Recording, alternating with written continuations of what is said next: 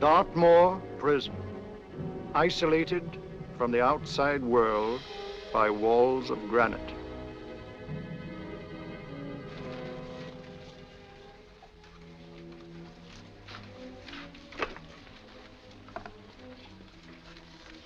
They say you could get out of here by merely telling what you know. You may or may not be another Scotland Yard bloke. But I'll give you the same answer I gave the others. I still have 2 years, 8 months, and 6 days left in which to make musical boxes. That'll be sold at auction for the benefit of this delightful sanctuary. And I intend to serve them.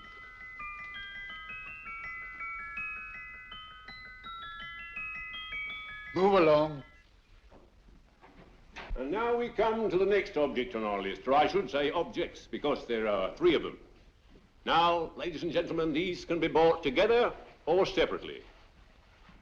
Now, these beautiful little musical boxes only arrived this morning, and I didn't intend to put them on the auction block until later, but I'm going to sell them now. So, good friends, as our old pal Mark Antony used to say, lend me your ears. And what do you hear? Right.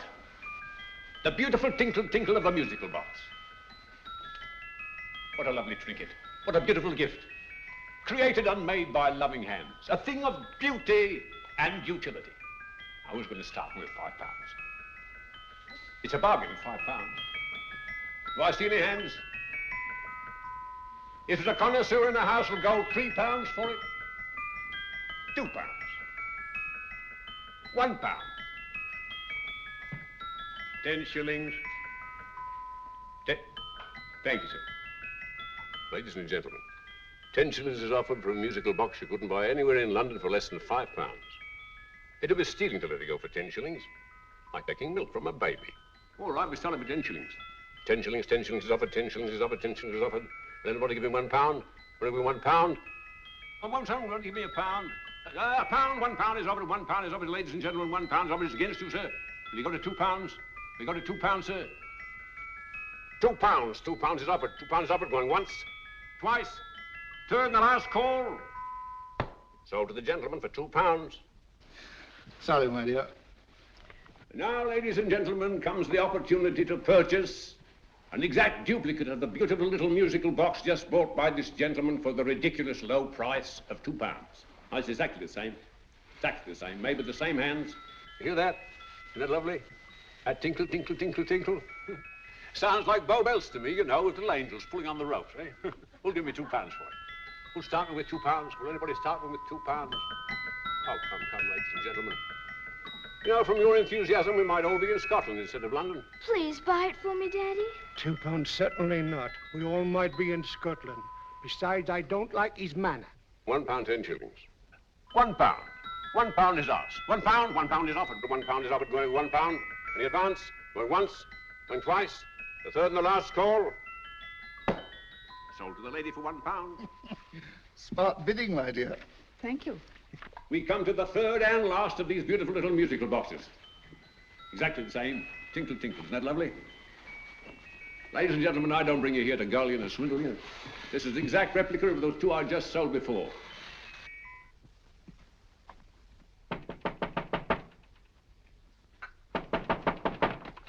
We're closed. But this is extremely important. Come in, sir, come in. I'm sorry to disturb you, but I was unfortunately delayed from arriving in time to bid on certain articles which I was rather anxious to obtain. Oh, perhaps they weren't sold, sir. We are carrying several things over. What might the articles be, sir? 3 identical musical boxes, about so large. Oh, I'm sorry, sir, but they were sold.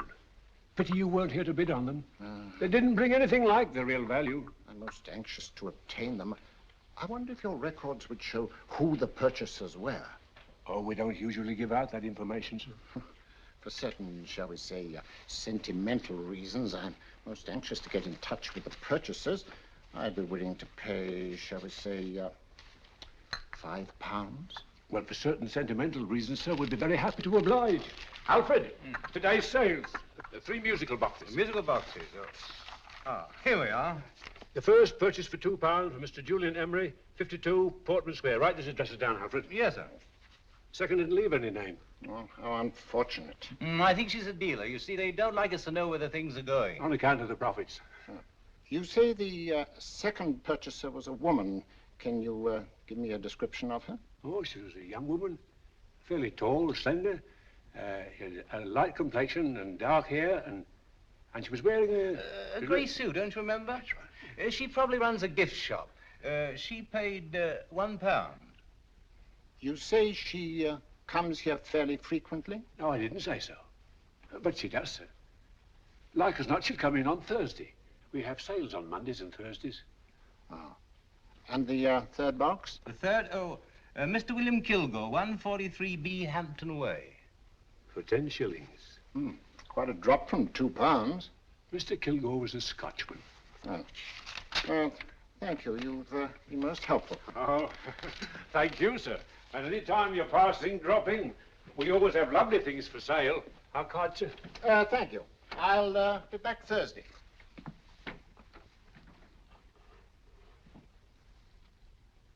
The message reached us too late. Musical boxes are being sold. Well, let's get out of here.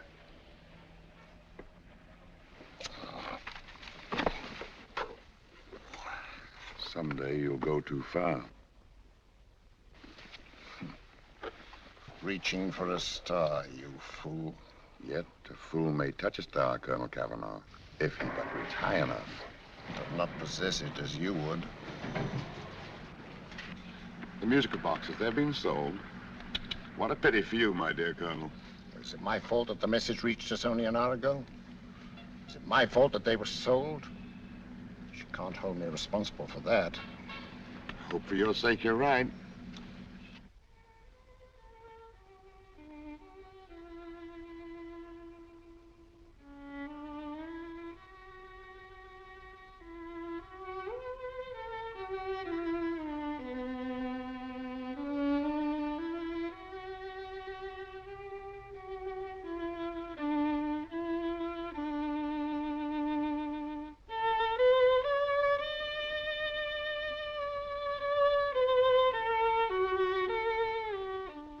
Upon you tonight at 7:45, a gentleman who desires to consult you upon a matter of the very deepest moment. Remember that letter, Holmes? It was written over 2 years ago. An interesting case, devilishly interesting. Irene Adler. What a striking-looking woman from the brief glance I had of her. Seems only yesterday. What charm. What poise, and what a mind. Sharp enough and brilliant enough to outwit the great Sherlock Holmes himself. I take it the new issue of the Strand magazine is out, containing another of your slightly lurid tales. It is indeed. And what do you call this one? I call it A Scandal in Bohemia. Not a bad title, eh? If you must record my exploits, I do wish you'd put less emphasis on the melodramatic and more on the intellectual issues involved. More on the what do you mean by that? Well, I do hope you've given the woman a soul. She had one, you know. By the woman, I suppose you mean Irene Adler. Yes. I shall always remember her as the woman.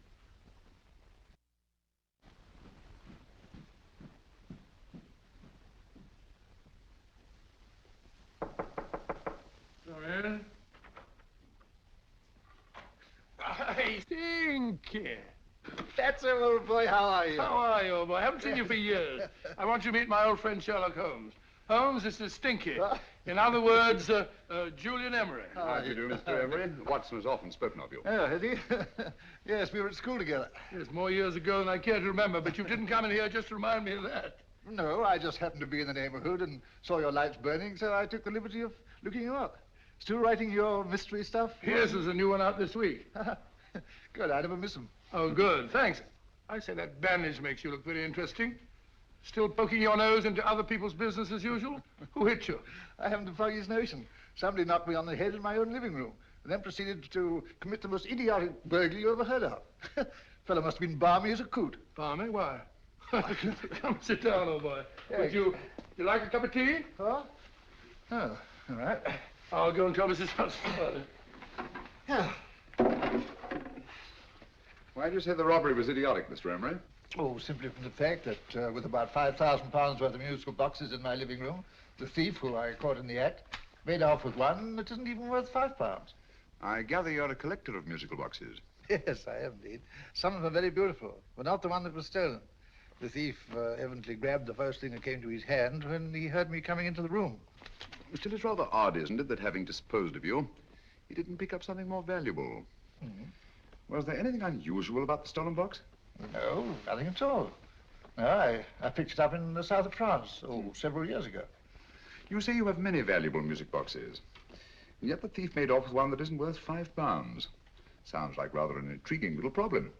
Well, I take it that he was just an ordinary petty thief and didn't know the value.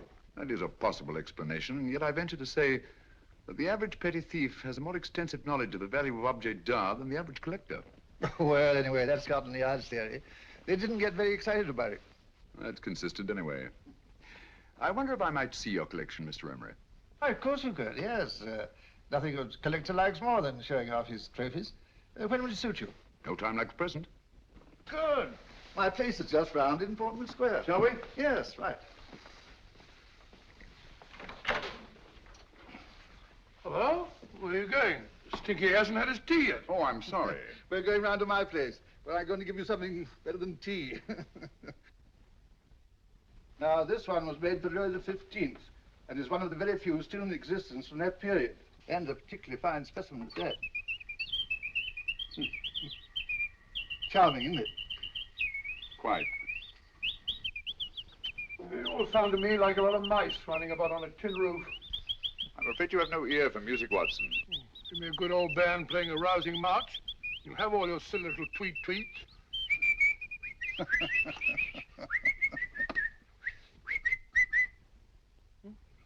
Another room. This is me.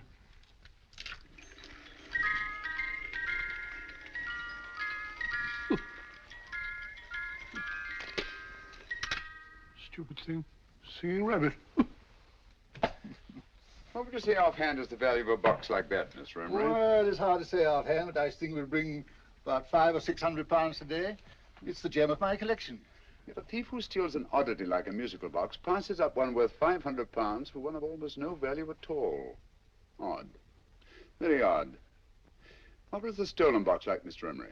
Oh, just a plain wooden box about so big. As a matter of fact, I have one over here almost exactly like it.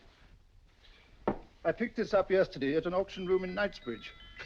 Paid only £2 for it. Of course, I wouldn't in the ordinary way add one like this to my collection, but the tune intrigued me.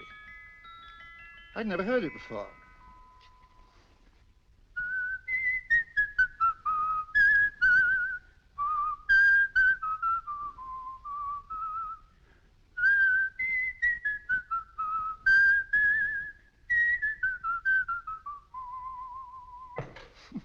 You have a remarkable ear for music, Holmes. Rather an unusual melody. Sit down, will you?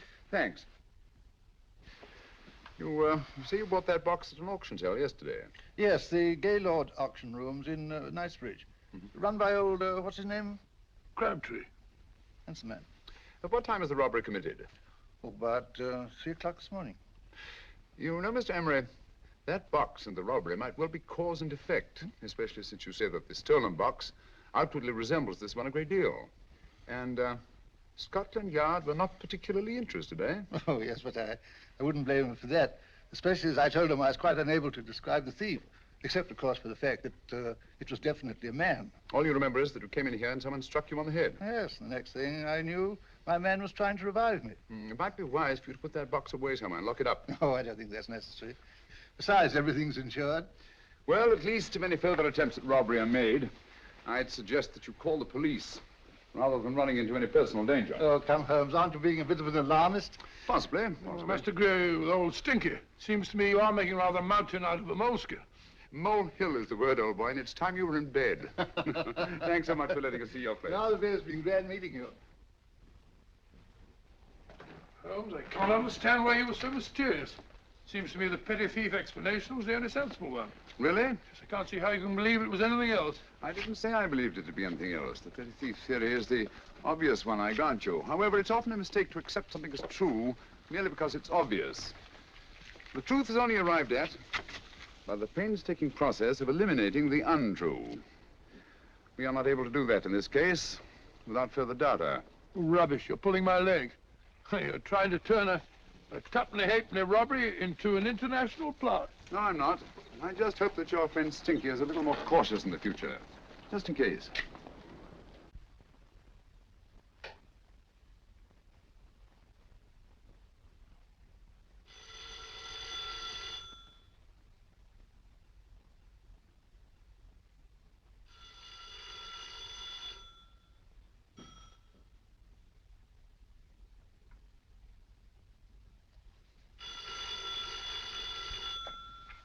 Yeah? Yeah? Julian Emery here.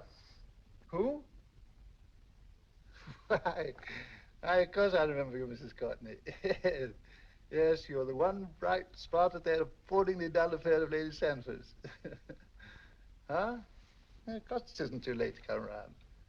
Yes, I shall be delighted to give you a drink. I tell you what, come straight up and I'll leave the door unlatched. Right, well, 15 minutes?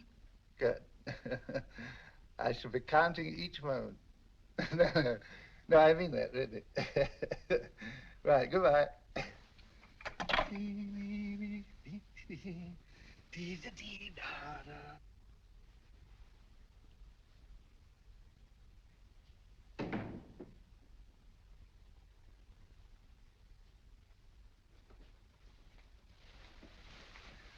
Boo! Oh, you startled me. Did I? Yes. Must be the pixie in me. I know I shouldn't have called you so late, but I was at a party just around the corner, and I remembered your invitation to see your collection of musical boxes. My dear Mrs. Courtney, the pleasure is all the greater for being so unexpected. My friends call me Hilda. Thanks. Mine called me Stinky. Stinky, how quaint. Oh, what a perfectly wonderful collection of musical boxes. You know, when you told me you had a collection, I had no idea it was so attractive. Yes. They appeal to the ear as well as to the eye. Oh, what a plain little one. Why, it looks just like a country cousin amid all this grandeur. No. You mustn't underestimate the country cousin. Only last night a burglar broke in here, and with all these to choose from, went off with one very much like it. Really? Yes, I don't mind the loss of the box so much, but I do resent this crack on the skull. But it makes you look so interesting. Oh, do you think so? Uh-huh. It's funny, that's what old Fatso said. Fatso? I mean, Dr. Watson. He was here this evening with a friend, a Mr. Holmes. He's interested in my collection, too. Sherlock Holmes? Yes. Do you know him? I've heard of him. Yes, he seems to think I'm in some sort of danger. What a haunting tune. It takes me right back to my childhood. Really? You know, it's odd that you should be interested in that particular musical box. Odd? Why? Because Mr. Holmes is also interested in it. He may have been more interested in the tune than in the box. My dear Jess, that's right. I remember now. He whistled it note for note, having heard it only once. Really? He must be a remarkable man. Bit of an alarmist, if you ask me. Don't you believe in warnings? Of course not. Who'd want a box like that? I would. You're not serious. Oh, but I am. Well, you put me in a very awkward position. I'm a collector, you know. And the collector buys but never sells. But if the price were high enough... The price has nothing to do with it. It's the principle of the thing. Yes, well, we haven't had our drink. No, thanks. I must be getting along. Must you really? I'm afraid so. You're not walking out on me, are you? My reputation. Stinky. I say, you know, you are an attractive woman. Thanks.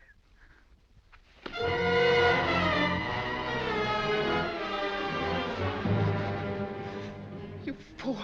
I told you to wait outside. What did you have to kill him for? All I had to do was walk out with this. He held you in his arms. Don't touch him. Don't touch anything. Now get out. I'm sorry. You're sorry. What about me? This is murder. What about Scotland Yard? What about Sherlock Holmes? Now get out!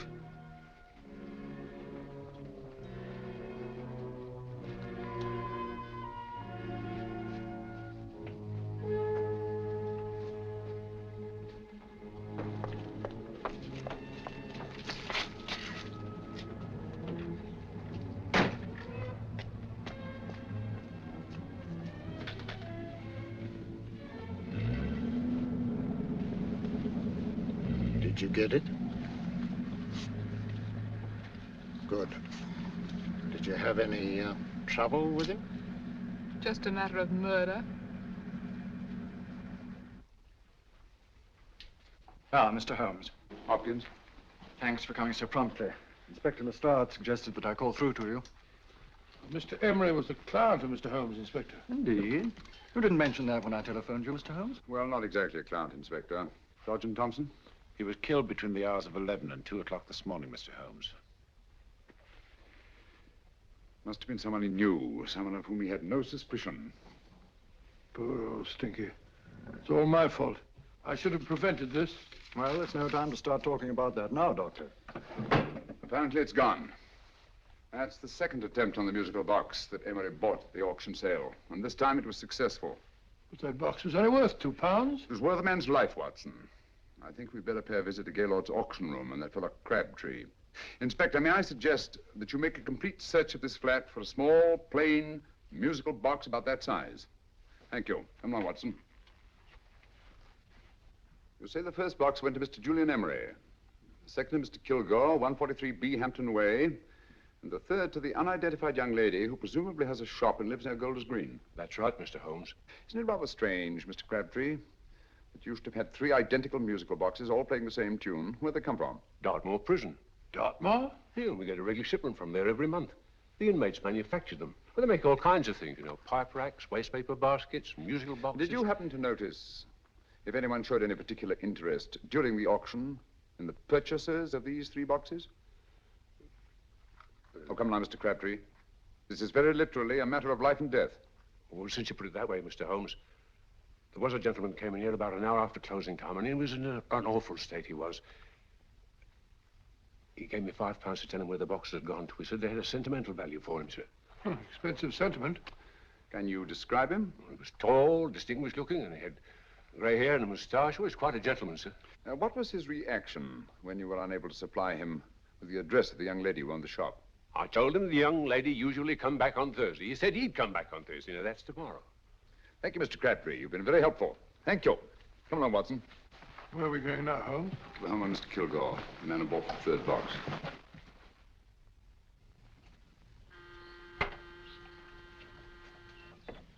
But hang it all, Holmes, how do you know those other 2 musical boxes are of any importance? I don't, but I certainly have no intention of waiting until the owners are murdered to find out. No one at home. I hope that's the explanation. I'll have a look through this window.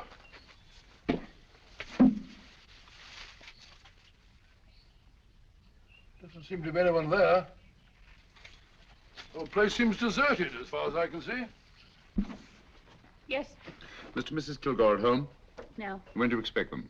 Oh, in an hour or so. There's no use your hanging about. They don't buy nothing from peddlers. Peddlers? My good woman, this is Mr. Sherlock Holmes. Sherlock Holmes? Oh, go on. Do you mind if we come in and wait? My business is rather urgent. Well, I've got to go out and do my shopping. And I don't know if Mrs. Kilgore'd like any strangers nosing about. Quite all right, I assure you. Well, I've got to be off. You two wait in the parlor. And no smoking either. Mrs. Kilgore says it smells up the house. Funny old girl, Holmes.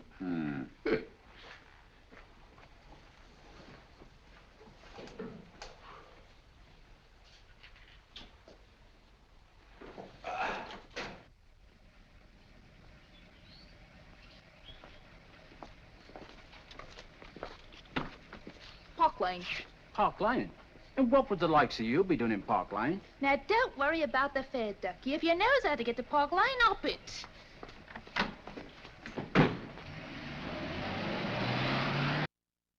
You know, Holmes, I've been thinking. There must have been something hidden in that box of old Stinky's. Stolen jewelry, possibly. What's up, Holmes? Listen. What's this, the steam in the water pipes?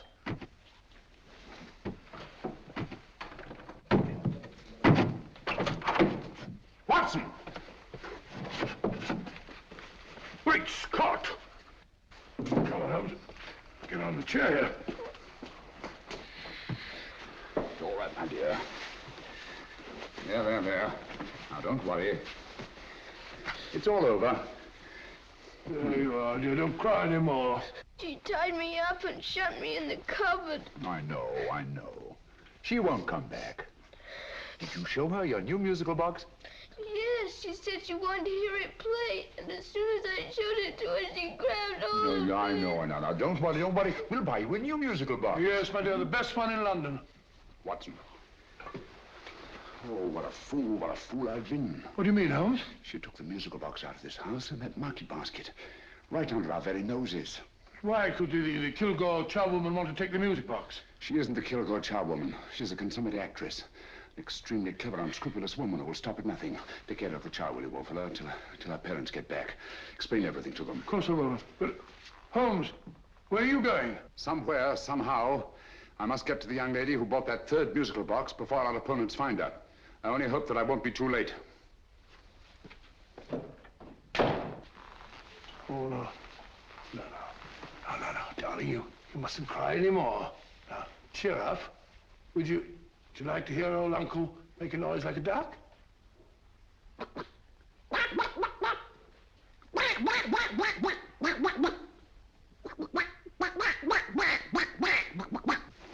Oh, sorry?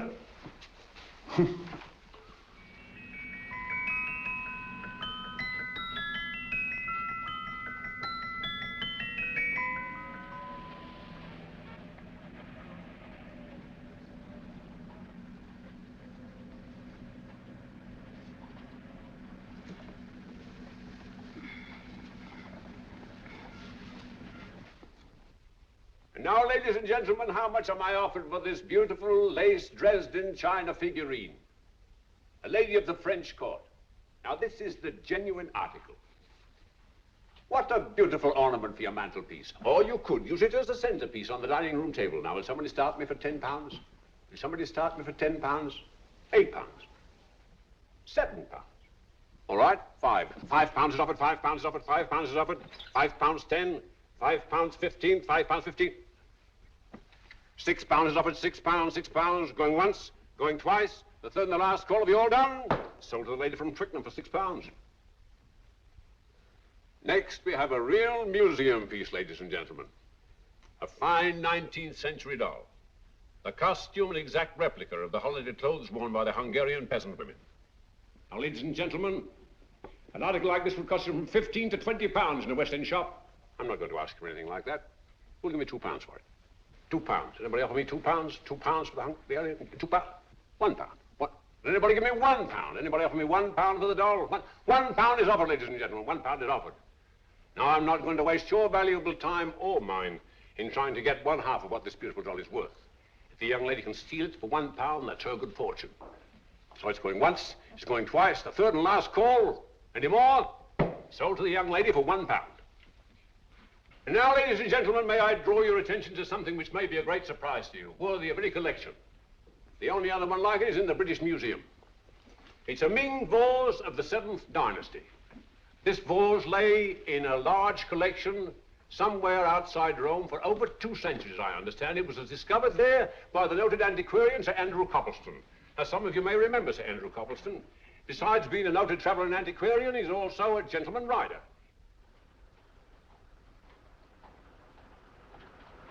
The girl with the parcel in her hands, that's her.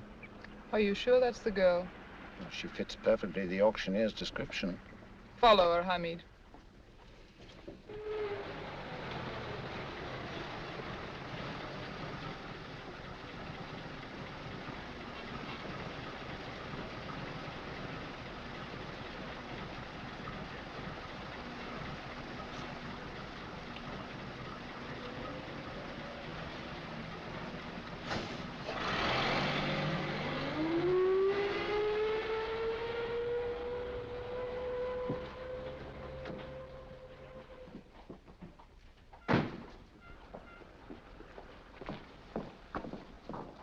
It's lovely, dear. And only £1. We can get at least 3 for it. Easily. I'll go make some tea. I could do with a cup. Right.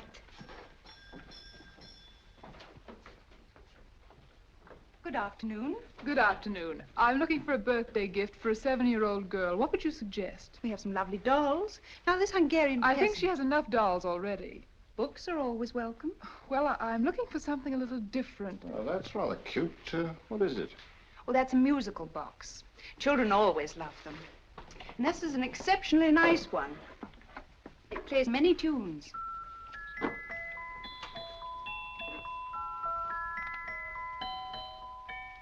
Have you any others? Yes, if you'll just step this way.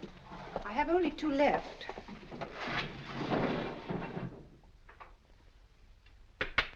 How nice.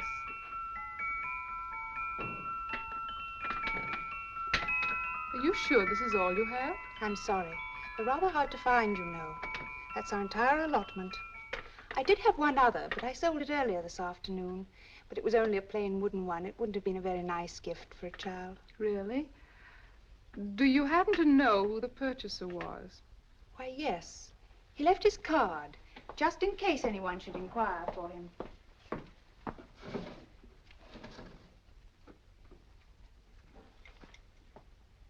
How interesting. I'm sorry, but I'm afraid I'll have to look a bit further. Thank you anyway. Good afternoon. Thank you.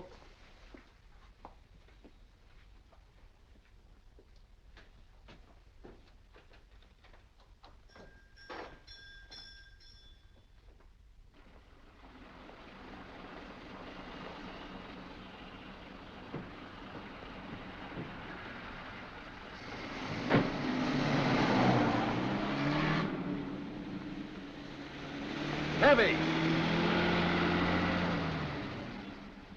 Follow that cab. Here, now, what? Scotland Yard. Hop in.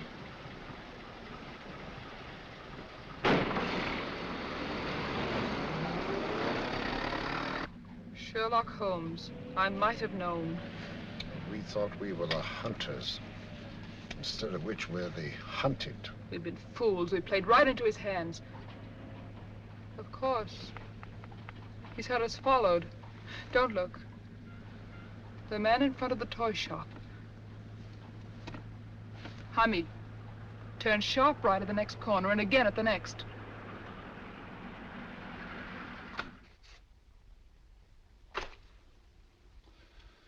No photograph of her, Commissioner, as I expected. She's not a known criminal. But how do you expect to know if you do find her? After all, she was disguised as a charwoman. Don't worry, old fellow. If I ever see her again, I'll recognize her. Well, it won't be long till we know who they are and from where they operate. Who's covering them? Sergeant Thompson's following them, sir. They won't get away from him. He's a good man. We could have arrested them at Clifford's toy shop if we had any proof. But we know that they killed Emra. Proof, my dear fellow. We must have proof. We've x-rayed it, sir. There's nothing whatever concealed in the box. We'll have a look at the plates.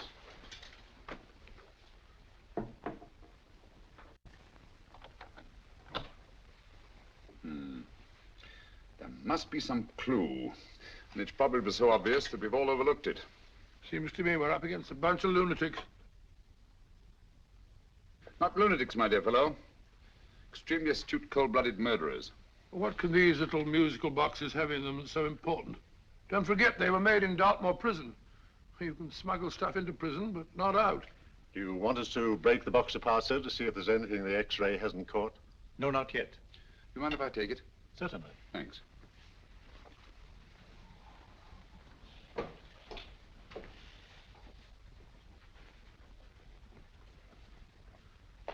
The governor of Dartmoor Prison informed us, sir, in answer to Mr. Holmes' question, that all 3 musical boxes were made by the same convict, John Davidson, serving a 7-year term, sir. Davidson? The Bank of England plates. That'll be all. Yes, sir.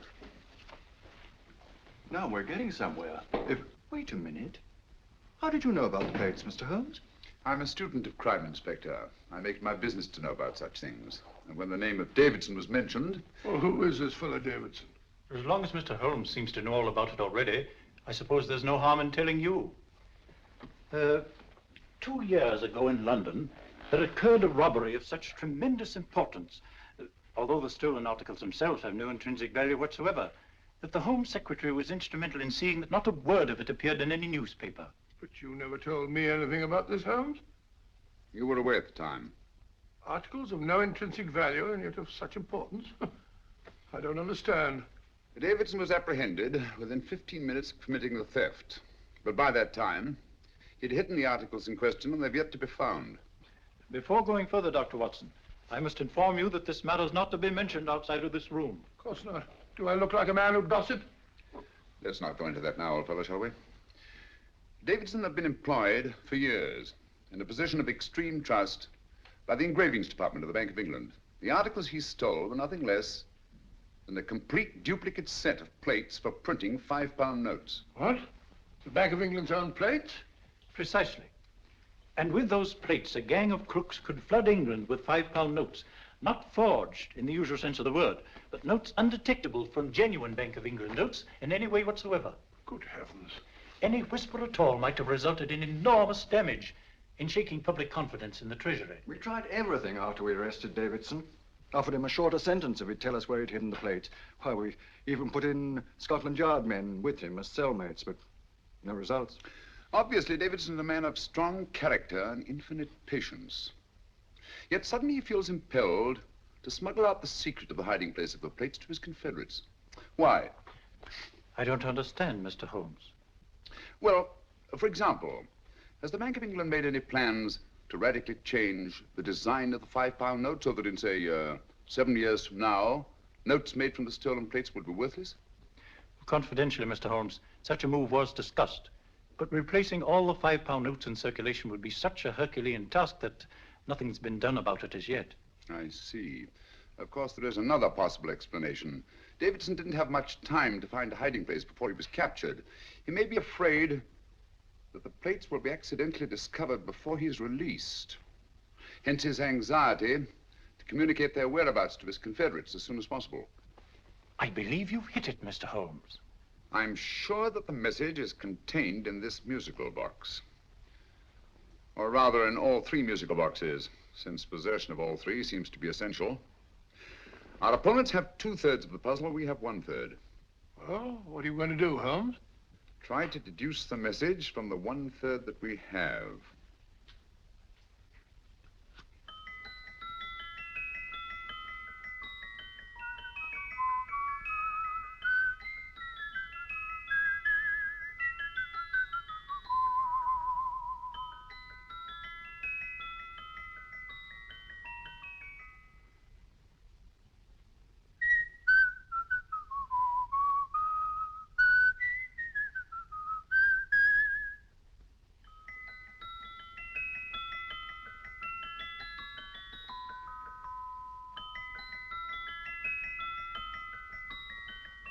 It's the same tune as the one played by Emery's musical box. And yet it's different. Sounds the same to me. The tune. Somehow the tune is the key to the mystery. It must be the tune. Otherwise, why use 3 musical boxes to convey the message? Why not collar boxes or shoe boxes? Yes? Oh. It's for you, Inspector. Oh, thank you, sir. Inspector Hopkins speaking. What? Where? Golders Green Station reports they've just found Sergeant Thompson's body. From the tire marks on his clothes, he was apparently run over by a taxi. What an unfortunate accident. Not an accident, my dear fellow. I'm afraid it's murder. Never know just who you're going to meet when you're walking down a busy London street. Mrs. Hawkins, Mrs. Brown, any subject of the crowd. Oh, you never know just who you're going to meet. So you better hold your topper in your hand, just in case you meet a lady on the Strand. Girls will think you're kind of sweet, and your day will be complete. Oh, you never know just who you're going to meet. Now, a gentleman is judged by his appearance. Yes, a gentleman is judged by how he talks. Now, he's much better off when he's acting like a toff, especially if he's taking him a walk. What on earth is this outlandish place? A rendezvous for actors. Actors? Buskers, old boy. You've seen them 1,000 times. Actors who entertain the queues, waiting outside theaters. Who you're going to meet when you're walking down a busy London street. So you better wear your best, how it pays to look your best, 'cause you never know just who you're going to meet. So you better keep your manners right in view, just in case a lady gives a how'd you do. Keep your trousers in a pleat, shine your shoes and keep them neat, 'cause you never know just who you're going to meet. Blimey. Mr. Holmes. How are you, Joe? Never met him. And yourself? Fine, thank you. I want you to meet a friend of mine, Dr. Watson, Joe's sister. Oh, well, any friend of Mr. Holmes is a friend of mine. Hi, Joe. He did me a good turn once that I'll never forget. Yes, I cleared Joe of a most unpleasant charge. Murder, no less. Oh, really? By proving to the satisfaction of the police that he was busy at the time blowing open someone's safe. That's right, Governor. Good gracious me. Joe, now you can help me. Come on, buzz off, buzz off. Come on, up it, up it. Can't a gentleman have some peace and quiet around here? And you too. There you are, Mr. Holmes. Now we can have some peace and quiet around here. Thank you, Joe. There's £5 in this for you. Well, I wouldn't want to take it on myself, sir, but I can get somebody to do it for you for half of that. You don't know what the job is yet. For £5? Murder, ain't it? What? No, Joe, not murder, just music. I want you to identify a song for me. Oh, there ain't a song that's been written that I don't know. That's why I came to you. Of course, the violin is more my instrument, but, oh, well, here we go. Now listen to this, Joe.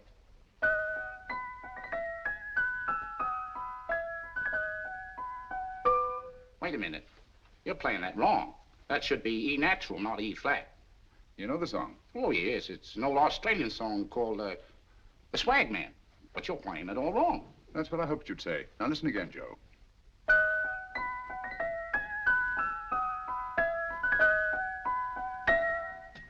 That's the same tune, all right. But you're making different mistakes than you did the first time. No, not mistakes, Joe. Call them variations. Here, play the song for me, will you, the way it's written.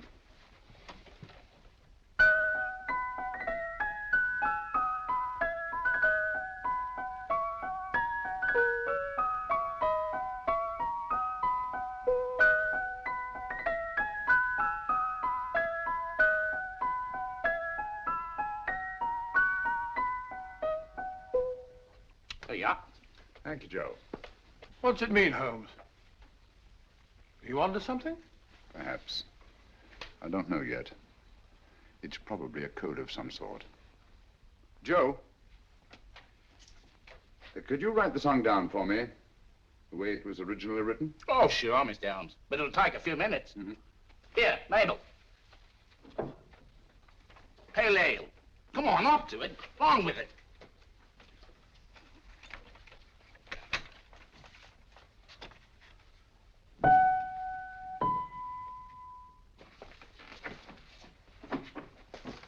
Well, obviously it isn't the lyrics. No combination of those words made any sense at all. The variations in the way Emery's musical box played the tune are different from the variations in the one we have. You sure? Quite. You see, I took the trouble to memorize the tune as played by Emery's box that night we were with him in his flat. Holmes, you amaze me. Elementary, my dear fellow. One of the first principles in solving crime is never to disregard anything, no matter how trivial. But why are 3 boxes? Why not 1? Because the message was obviously too long to be conveyed by any one variation. Then there's the 3rd box, the one that woman took from the Kilgores. That contains yet another set of variations. Yes, well, it's all beyond me. Well, all we have to do now is to find the secret of the variations. Not a very easy problem to solve, my dear fellow.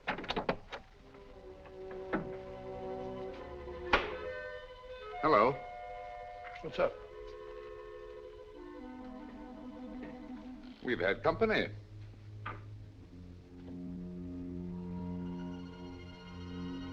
I say, this is outrageous. Ask Mrs. Hudson to come in here, will you? Right.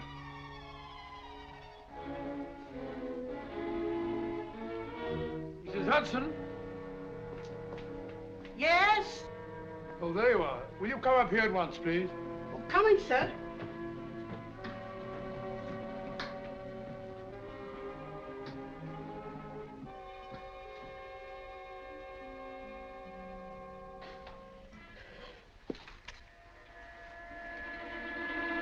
Mercy me, Mr. Holmes.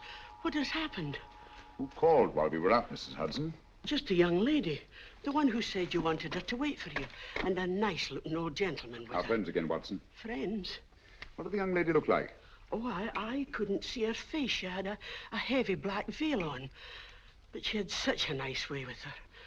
Oh, I'm sorry, Mr. Holmes, if I've done anything wrong.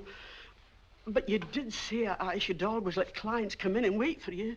Don't worry, Mrs. Hudson, don't worry. You had no way of knowing. It's quite all right, quite all right. Now, don't worry, Mrs. Hudson. Don't worry. Where on earth's the musical box? They didn't get it. Didn't get it? Where is it? It's in your hand. Huh? In that biscuit jar. Take the biscuits off the top. Now put your hand inside, and you'll find the music box. Well done, Holmes. Well done. Amazing.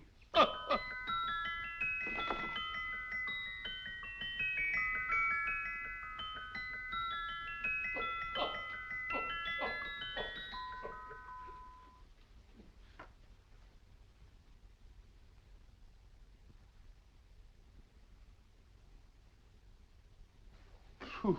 Nice fresh smell. Like a pub after closing time.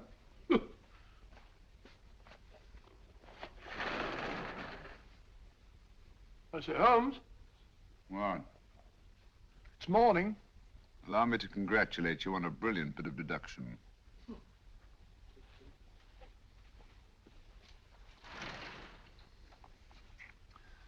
It's not a transposition, not a polygraph transposition, not a trigraph, nor any known form of decoding. How about the Morse code? Have you tried that? Yes, at about 3 o'clock this morning. I'm sorry, old man. I was only trying to help.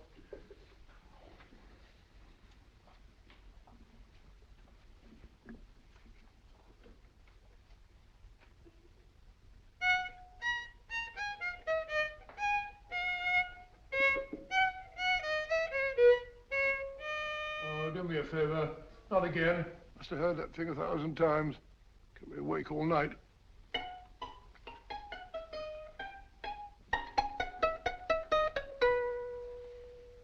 Not a very distinguished composition, I grant you. You know perfectly well I don't know one tune from the other. When I was a kid, my people tried to have me taught the piano. I've always felt sorry for that old teacher of mine. The poor old girl finally reached the point of numbering the keys for me. 1, 2, 3, 4. Even then, I never progressed beyond... Numbering the keys, Watson. The 19th key of the keyboard is the 19th letter of the alphabet. S. Here. Write it down when I give it to you, old fellow, will you? The first altered note. Write S first. Now, the 8th key is H. The 5th key, E. The 12th key, L. The 6th key, F. S-H-E-L-F. Shelf. Your piano lessons were not in vain, old fellow. You've solved it. Thank you. Thanks, old bean. Hold it. We now have 2/3 of a message. Behind books, 3rd shelf, secretary, Dr. S. Presumably, these are the first and second portions of the message. And this gang has the first and third parts of it. Precisely. Then it's a stalemate? Yes, Commissioner, but we can't leave it like that. There's no doubt in my mind that they will try to secure our third of the message that's missing. Well, I assume you've taken every precaution to guard the Clifford music box. Oh, yes, it's carefully hidden at Baker Street with Dr. Watson on guard. However, I'm reasonably certain that, difficult as it may be, we can find the plates even without the missing part of the message. Behind books, 3rd shelf, secretary, Dr. S.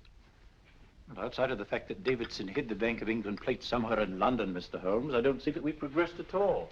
Allow me to point out to you, sir, the key words Dr. S. It looks as if the plates were hidden in the house of the doctor. Whether S stands for his first or last initial remains to be determined by a process of elimination. Well, there must be 10,000 doctors in London with S for a first or last initial. Precisely. And every one of them will have to be questioned in person. That's why I say this is a task for Scotland Yard. It's a task, all right. But Scotland Yard has searched worse haystacks and found the needle. Well, for the time being, I'll leave the matter in your hands, gentlemen. We'll call you if and when we get a lead on our mysterious Dr. S. Thank you. In the meantime, I intend to follow up a little clue concerning a cigarette.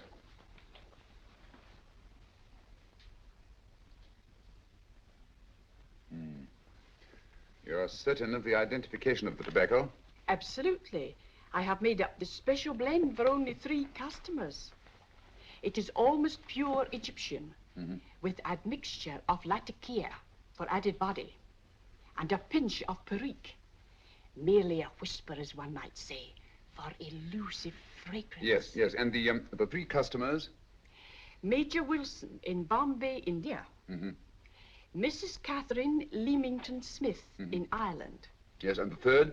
Mrs. Hilda Courtney of Park Mansions, Bryanston Square. Thank you. Thank you very much. You've been most helpful. It is a pleasure to have been of service, Mr. Holmes.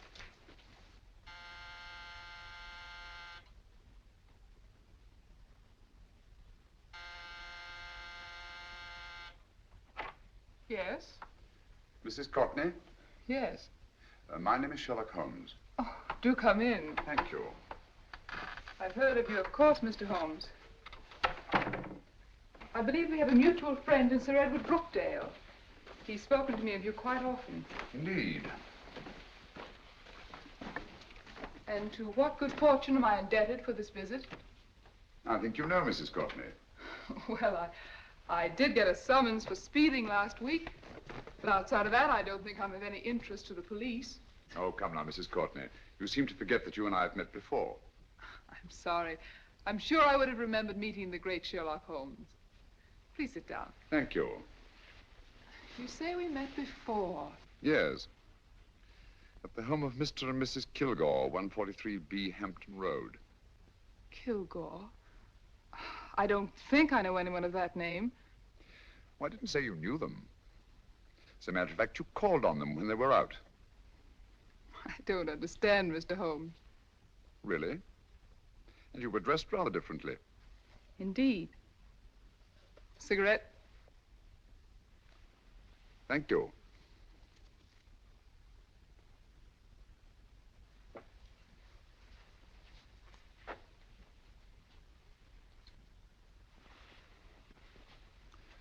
Thank you. You know, Mrs. Courtney, people generally forget, in assuming a disguise, that the shape of the ear is an almost infallible means of recognition and identification to the trained eye. Evidently, you've mistaken me for someone else. Oh, no, not at all. Though naturally, I expected your denial. But when you paid your visit to my rooms at Baker Street, you carelessly left behind another identification.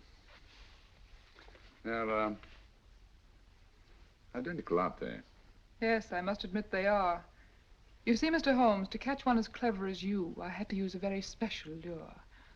I knew you'd be unable to resist the bait of my cigarette, having read with great interest your monograph on the ashes of 140 different varieties of tobacco. I should advise you not to move, Mr. Holmes. I must congratulate you on your ingenuity, Mrs. Courtney. It was indeed a brilliantly designed trap. Thank you, Mr. Holmes. Praise from a master is indeed gratifying. I shall always cherish the memory of your flattering words. Memory? Precisely. I'm afraid these gentlemen have a most regrettable task to perform. Unless, of course, you care to turn over the missing musical box with your pledge to take no action against us in the future. I'm afraid that will be impossible. I thought that would be your answer. Hamid! Careful! Careful. There's no need to be unnecessarily rough with our distinguished guest. You realize, Mr. Holmes, that your demise will not take place here. The corpus delicti, you know. Well, naturally. Shall we go? It's so fearfully awkward having a dead body lying about. Don't you agree, Mr. Holmes? Another dead body shouldn't weigh too heavily on your conscience, Mrs. Courtney.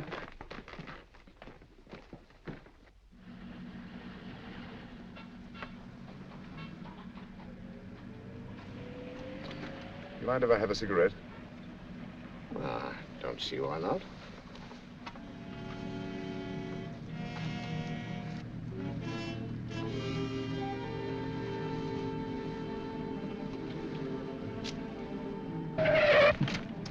Be careful, Hamid. It's the brakes they bind. Thank you, Colonel Kavanagh. It's very considerate of you.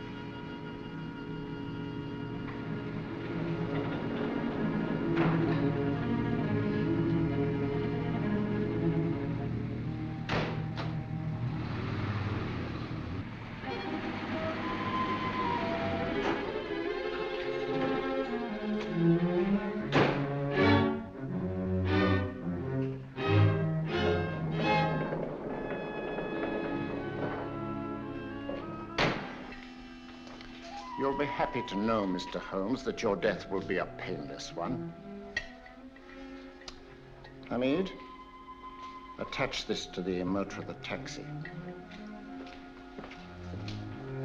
That little attachment, my dear Mr. Holmes, contains the deadly fluid known as monosulfide.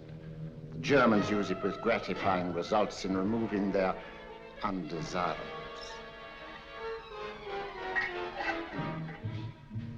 Start the motor.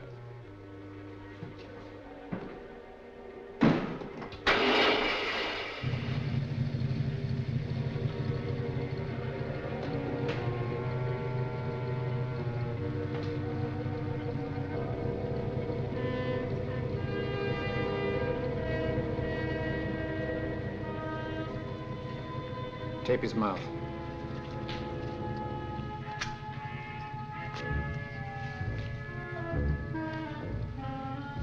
Now, up with him, Hamid.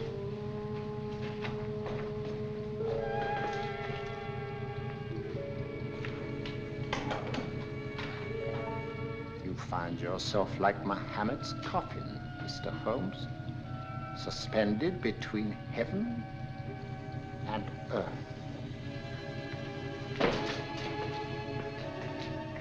Plenty of fuel in the tank? Good. It would be too bad to have anything go wrong through so simple an oversight.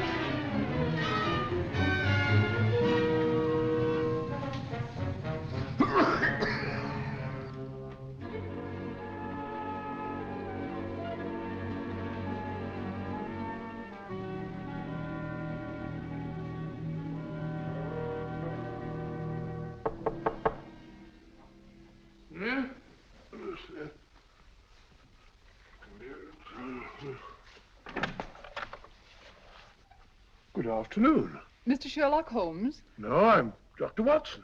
Oh, of course, Dr. Watson. How stupid of me. Oh, so stupid of me. Won't you come in? Well, I really came to see Mr. Holmes. Oh, I'm afraid he's out. I don't know when he'll be back. Perhaps there's something I can do. Won't you sit down? Thank you. You know, Sherlock Holmes and I have been engaged on a great many cases. Oh, really? Yes, indeed. Well, as a matter of fact, this very moment, we're involved in one of the most baffling... Oh, well, won't you tell me your trouble? I may be able to help you. That's very kind of you, Dr. Watson. Perhaps if I wouldn't be imposing too much. Imposing? Oh, there's no imposition. No imposition at all. A pleasure, I assure you. Now, tell me all about it, Miss Williams. Mrs. Williams. I live in Surrey, Dr. Watson, and I've come up to London in sheer desperation. My only sister has disappeared, and the local police seem utterly unable to find her. Well, Holmes and I solved a case exactly like that once. Very interesting as far as I remember. I call it the adventure of the solitary cyclist. Oh, sorry. Now I come to think of it, it wasn't so very similar. Entirely different. I don't think what I was saying. Where were we? She's only 17, Dr. Watson, and until she disappeared last Thursday, she seemed to be in the best of spirits. Possibly a romantic entanglement? Oh, no, nothing of the sort. She left no note, didn't even pack a bag, no explanation. She just started to walk to the village from our house in broad daylight and simply vanished from the face of the earth. Oh, there. Might I have a glass of water? Please, glass of water. I have one in 1 minute.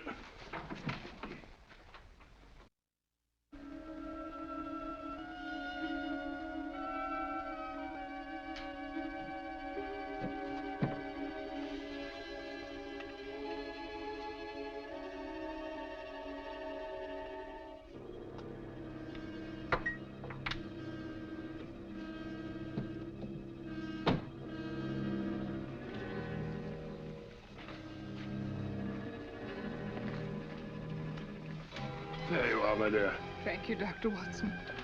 No, you're not to cry anymore. You must pull yourself together.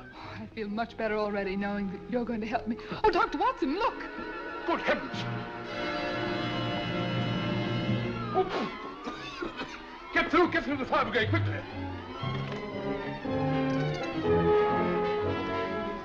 Haven't you a fire extinguisher?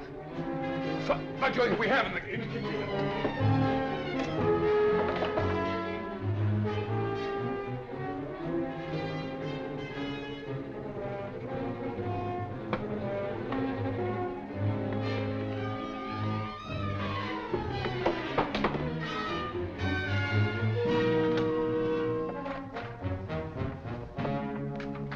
Don't you worry, Miss Williams. We'll have this thing out in no time.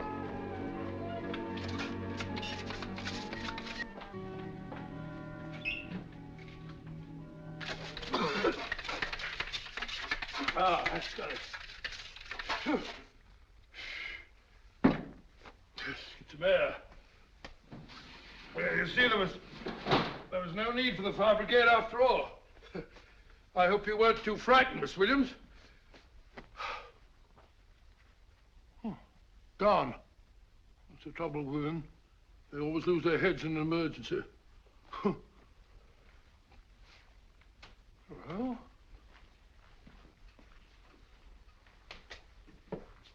a musical box. Great Scott! Miss Williams!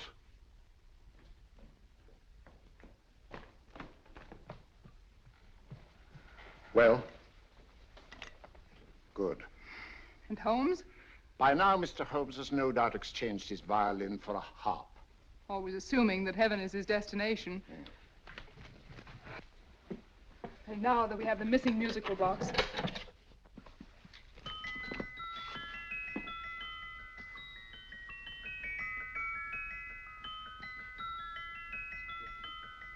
Nineteenth note.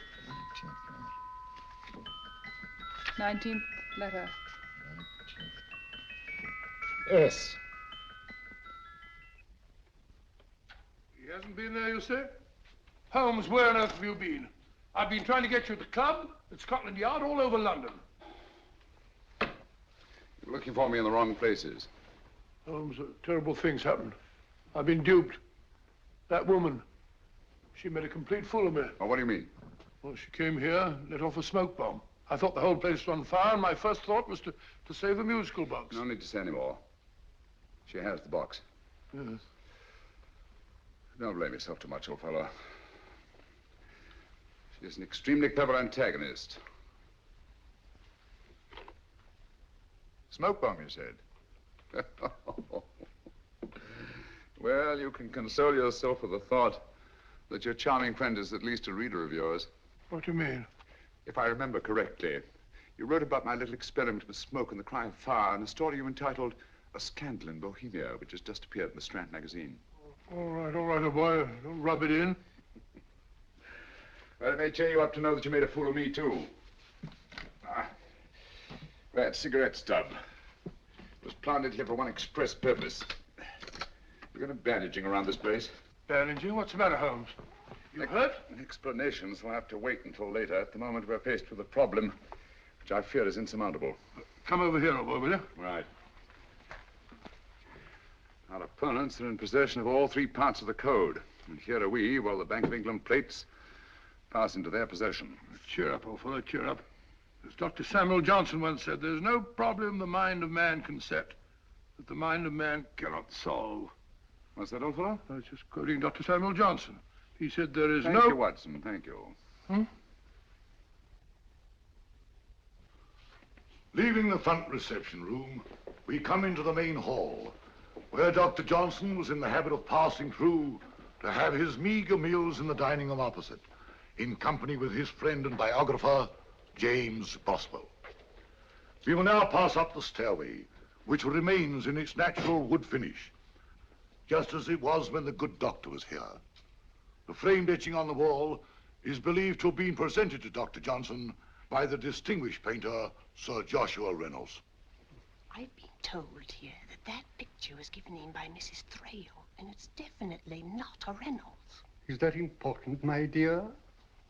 Oh, I'm sorry. This way, ladies and gentlemen, please, this way. Move along, children, move along. The secretary's not on this floor. Patience, Hamid. I have a feeling My that... dear Colonel, with Sherlock Holmes out of the way, what could go wrong?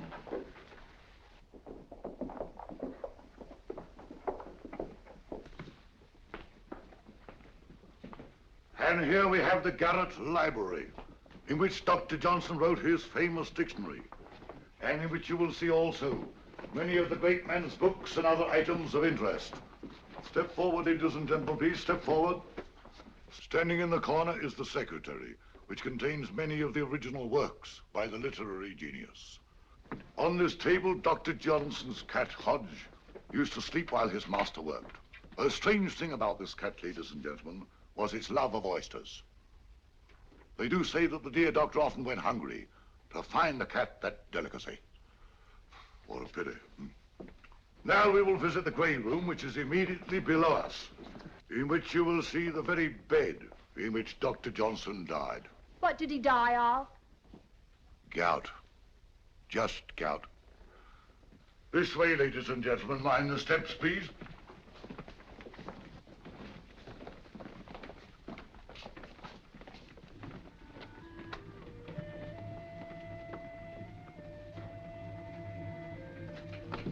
Your keys.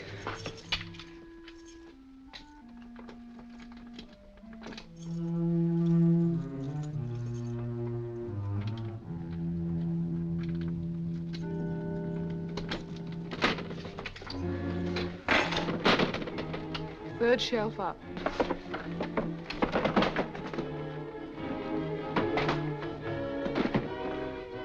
The knife.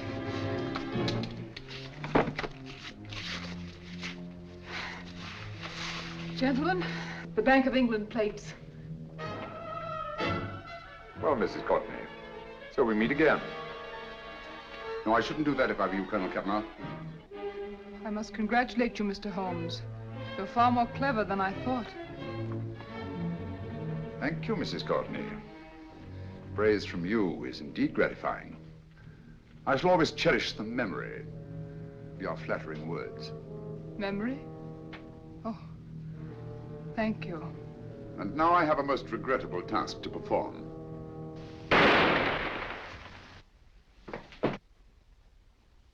Holmes! Coming, Holmes! Holmes, you all right?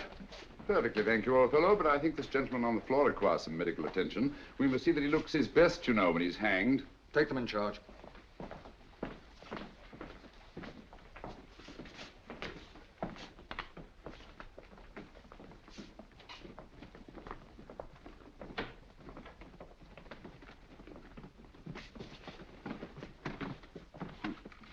A brilliant antagonist. It's a pity her talents were so misdirected.